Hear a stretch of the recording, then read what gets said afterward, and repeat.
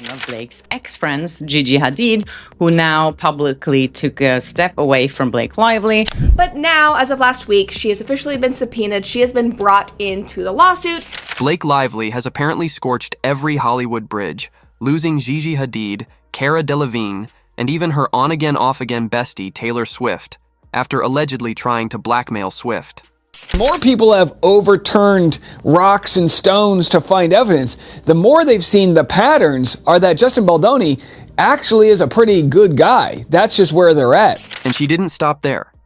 Bradley Cooper was yanked into a behind-the-scenes fiasco that reportedly violated DGA rules. Did speak about how Bradley Cooper has been dragged into this because he was thanked. It was a special thank to him at the end credit of It Ends With Us. Now Blake is spinning in circles while the rest of Hollywood quietly slips off stage. Blake Lively's witnesses, the ladies that are supposed to come stand by Blake Lively, where are they? Will they be at the trial? He shares some new tea there. In May 2025, Brian Friedman's leaked letter laid it all out. Blake Lively didn't just hint, she outright blackmailed Taylor Swift, demanding loyalty or threatening to detonate Taylor's reputation. Those text messages have information about Taylor Swift's relationships.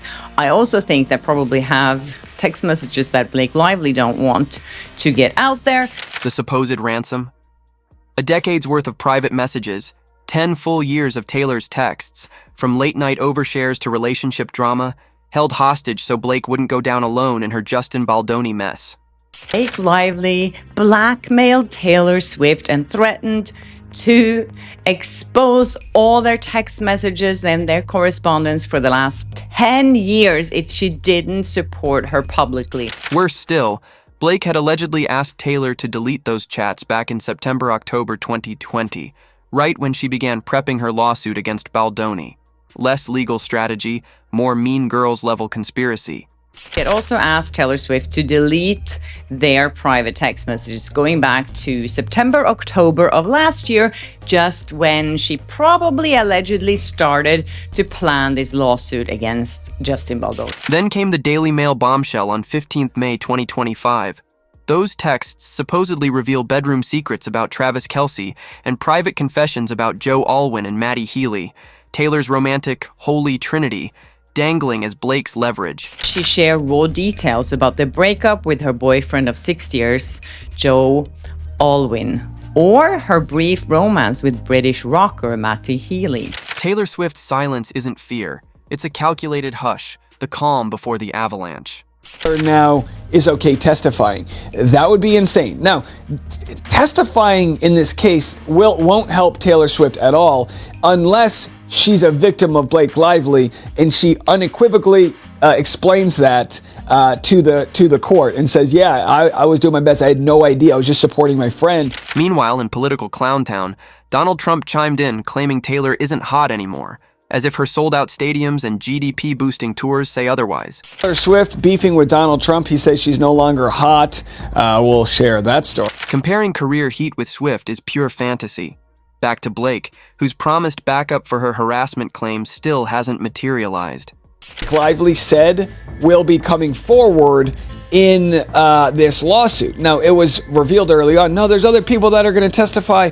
As far as we know right now, two supposed witnesses, Jenny Slate, who only complained about an unsafe window and got a $17 K a month rental upgrade, and Isabel Ferrer, who's had nothing but praise for Baldoni. Hardly damning. Wayfarer guys, Baldoni and Heath, who are in this lawsuit, Yeah. Justin and his partner, Jamie Heath, they got her, this Jenny Slate, she had an Airbnb while they were filming. Ferrer, Blake's on-screen younger self, has stayed supportive, while Blake shouts into the void, "Guys, where are you?"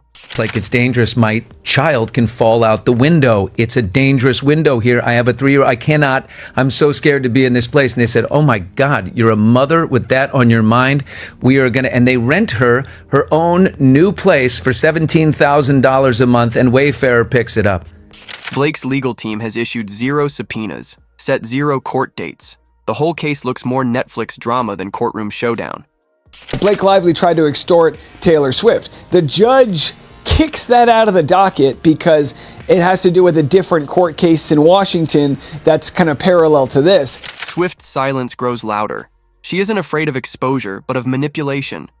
She knows Blake cherry-picks screenshots like a toddler with scissors. Of course, she does have texts that Blake Lively don't want to have out there. So why would Blake threaten to expose these texts while she knows that Taylor Swift has text messages to expose her? Daily Mail says the texts include intimate Travis Kelce details, reason enough for Taylor to lawyer up and lie low, ready to drop receipts that could crater PR firms. Brian Friedman airing out Taylor Swift's dirty laundry. And I say dirty laundry, but it's really Blake Lively's dirty laundry, and exposing what Taylor Swift had to deal with, which was Blake Lively trying to coerce her to come forward, or I'm going to release all these text messages. Gigi Hadid ghosted Blake with surgical precision. No birthday invite, no post, no cupcake crumb. Social excommunication at its finest.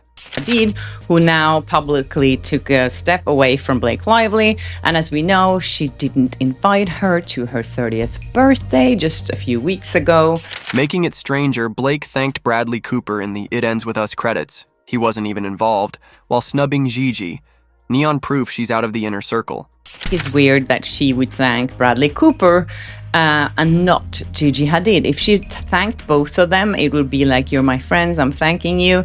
But it was weird that she only thanked Bradley Cooper. Then Cara Delevingne hit unfollow, celebrity speak for a social divorce, furious at Blake's alleged betrayal of Swift. Another big celebrity who has allegedly unfollowed Blake Lively.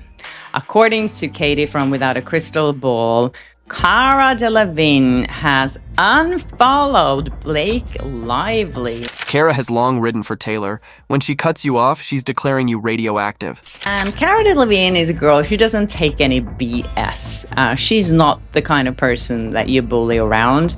I have to say, I've met Cara Delevingne a few times and I really like her. She's like, you know, she's honest, she's open, she's like, what you see is what you get with her. These aren't random unfollows. They're an industry-wide evacuation order. Blake isn't just controversial, she's considered contaminating. For celebrities to know that Blake Lively is capable of blackmailing other stars and reveal private information about them, that she's willing to go there. Enter Hugh Jackman, suddenly posting an overproduced Blake tribute.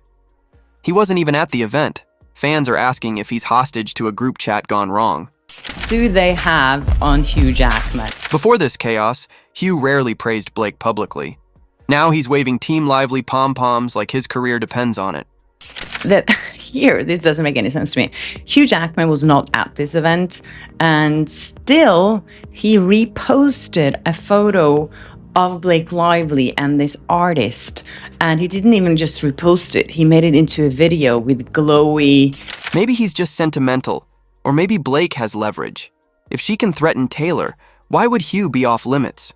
Did he make sure to let the world again know that he is really Team Blake and Ryan and that he supports the most hated couple in Hollywood right now? Why is Hugh Jackman doing that? What? This is what I'm thinking. What do they have on Hugh Jackman? Desperation peaks. Blake is out every night tagging celebs, reposting praise, trying to prove she's uncancelled while her reputation free falls.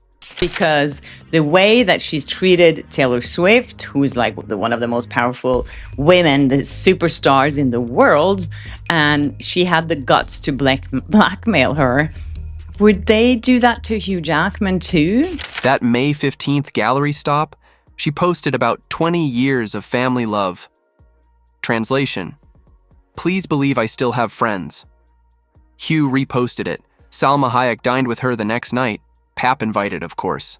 She reposted from that event a picture of her family and saying beautiful things about, oh, these people have been my family for 20 years, just telling everyone, like, I have a lot of people that love me, okay? People wonder, how is a mother of four, mid-scandal, partying nightly in sequins while journalists dissect court filings?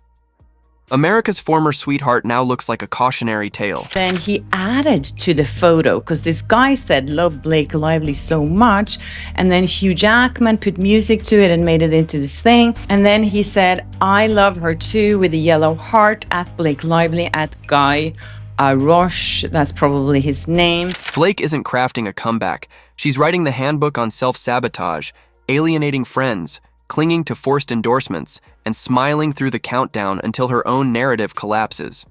Idea. I was just supporting my friend, and then, she wanted me to support her publicly, but the information didn't line up, so I didn't want to do that, and she was threatening to air our text messages. At this point, the only thing keeping Taylor Swift silent is seemingly whatever blackmail Blake Lively might have on her. Let's give Blake the benefit of the doubt and say she wasn't just slapping A-list glitter on a dollar store disaster.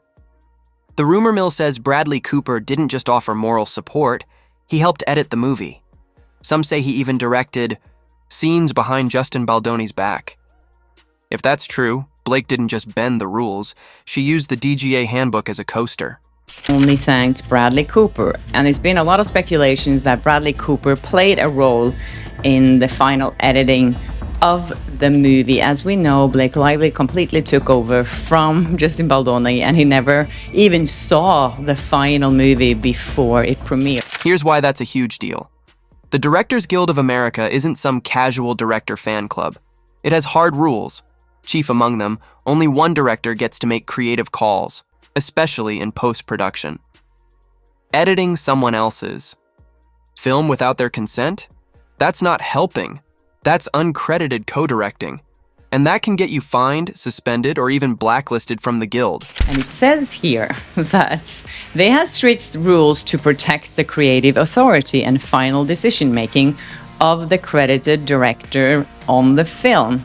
One of their core principles is directorial authorship, and they seek to prevent interference from producers, actors, or other directors in the editing or creative process once a director is officially attached. So now Bradley Cooper, Oscar darling and Hollywood royalty, might have been dragged into a guild-violating disaster, all because Blake couldn't stay in her lane.